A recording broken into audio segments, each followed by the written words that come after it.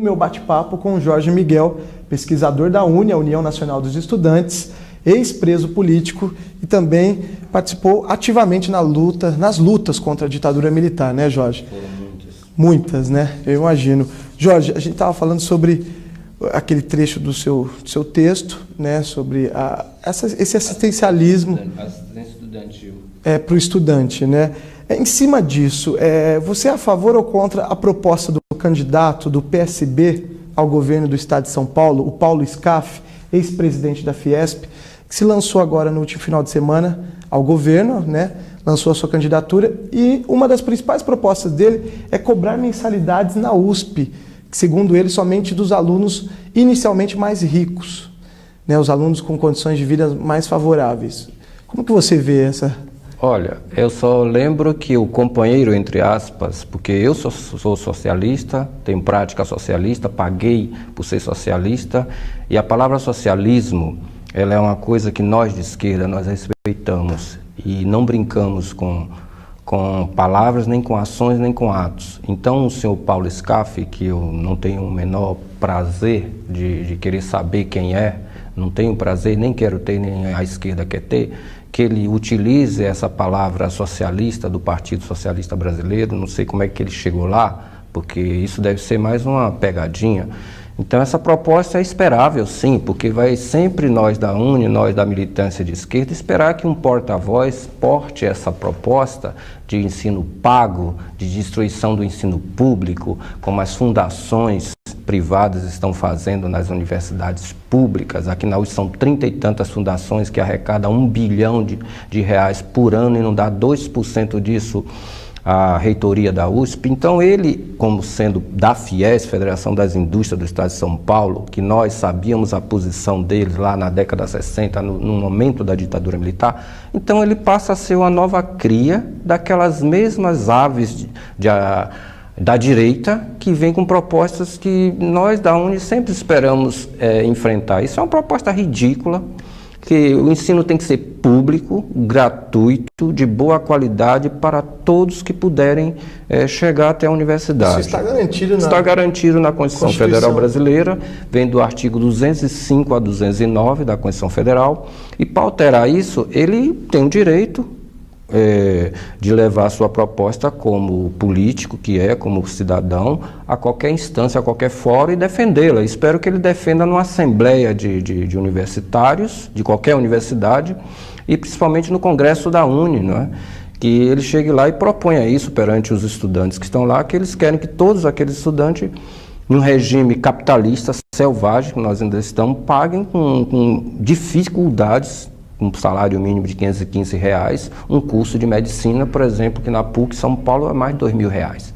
Então imagina que você vai pagar R$2.000 porque você é rico. Mas de onde vem essa riqueza? Vem ele explicar porque a Fiesp, sempre na época que nós estudantes íamos para Paulista engarrafar, ela diziam que éramos subversivos, nós estávamos querendo derrubar um presidente que ela apoiou e ela votou, o presidente Collor, e ela apoiou a candidatura dele. Agora ele é socialista, para nós ele não é socialista, ele é um direitão vestido de esquerda. E essa proposta é esperável sim, porque é uma proposta da direita.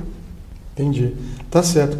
Voltando a falar um pouquinho sobre a UNE, Jorge, muitas pessoas ainda dizem que a UNE não é mais a mesma, né? E realmente a gente ouve falar pouco sobre a UNE hoje, atualmente. Principalmente, muita gente critica a volta dos caras pintados, nesses escândalos todos que aconteceram ao longo do governo Lula, de corrupção lá em Brasília. Muitos pediam até, cadê os caras pintados? Questionavam, né, nas redes sociais, cadê os jovens nas ruas manifestando? Você concorda, Jorge, que a UNE não tem mais esse poder de influência que tinha antes? Não que realmente os caras pintados deixaram de existir? Não concordo. E para analisar caras pintadas, impeachment do presidente Collor, que eu estava lá como historiador, tanto a passeata do impeachment aqui em São Paulo, na Avenida Paulista, quanto a do Rio de Janeiro, a gente não tem que ser dialético, a gente não pode parar na história e esperar que se repita modelos que foram comuns na década 60, 70, na época da UNE enfrentar a ditadura.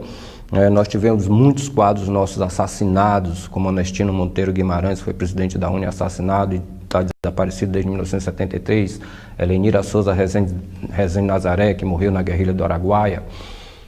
Então, não pode se esperar que a UNE seja aquela UNE tradicional, imutável, que o modelo da UNE que serviu para enfrentar a ditadura vai ser o mesmo modelo que vai ser aplicado sempre. Então, a UNE estaria em transformação, seria isso? Sempre. Lavoisier disse, na natureza nada se cria, nada se perde, tudo se transforma. A UNE se transformou.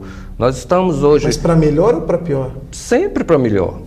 Sempre para melhor, porque os princípios da UNE são arquétipos, ou seja, são denominadores comuns das lutas das classes oprimidas, as lutas que são oprimidas, são defendidas pelas esquerdas. Tem pessoas hoje que defendem a UNE de várias formas, tem estudantes que, por exemplo, têm uma posição na UNE conservadora. A UNE, ela por ser nacional, por representar vários níveis de ideologia, não é? Desde da esquerda até a direita, a UNE ela é eclética, então ela vai se transformando com o tempo. Então hoje o diretor da UNE, ele chega a conversa com Lula, a gente chega a conversa com o ministro. Hoje temos Orlando Silva Júnior, ministro dos Esportes, que foi presidente da UNE, inclusive soteropolitano, e estudou no mesmo colégio que eu lá em Salvador. O Orlando Silva? Fomos colegas. Eu já tinha saído, já estava em outra fase de vida, ele é de uma outra geração. Nós estudamos no mesmo colégio João Florencio Gomes, lá na Península Itapajipana, no bairro da Ribeira. Então, a UNE forma os quadros políticos. A UNE hoje ela está preocupada com uma coisa maior, uma coisa do ensino público de boa qualidade, a permanência estudantil, para aquele estudante não ficar oprimido, massacrado pelas assistências sociais dentro da universidade, e passa que a gente está recebendo favores, porque nós não viemos de uma classe privilegiada pelo sistema capitalista. Então, a UNE está se transformando e vai se transformar sempre, porque a vida é dialética, só é estática para os conservadores. Eu vou ter eternamente o Brasil acoplado ao imperialismo norte-americano. Ainda tem gente assim pensando no Brasil, pensando que a gente vai pintar a cara ou ver os jovens da UNE pintar a cara para engarrafar. Não precisa engarrafar mais nada. Já tá tudo conquistado em termos de poder. O Brasil é um país que está alavancando sua economia. Quem dizia na época do neoliberalismo, que a UNE enfrentou muito essa ideologia neoliberal, que o único caminho era o capitalismo liberal. Mostrou-se que não, que foi o liberalismo que colocou a Argentina, por exemplo, do governo Menem na ruína total. E se fosse forçar mais na visão do PSDB do senhor Luiz Carlos Brescia Pereira, que era um dos ideólogos do liberalismo, a gente tinha um país totalmente voltado para os interesses neocolonizadores, que a UNE é uma das principais forças que enfrenta esses interesses. Por exemplo, os acordos MEC-USAID, que a maioria dos universitários, a maioria dos brasileiros não sabe o que foram esses acordos. O USAID era a Agência Internacional para o Desenvolvimento Norte-Americano. Esses acordos foram firmados entre o MEC e a USAID em 1965. É bom que todos possam pesquisar esses acordos, podem ir no Google, que ainda bem que tem um Google. Hoje você chega lá, tecla, cai uma tonelada lá de textos. Agora, para digerir isso e praticar isso, quem vai praticar? Eu fico na minha posição de crítica. Então vai lá nos acordos MEC-USAID e vai ver que as transformações que a UNE vem tendo são transformações que são necessárias para estar de acordo com os novos tempos, né? Então, a UNE está muito bem. Mas você acredita que os jovens, essa nova geração do século XXI, eles estão inseridos na vida política do país? Eles acompanham a política do país, leem os jornais, acompanham os escândalos, se interessam pelo que acontece lá em Brasília?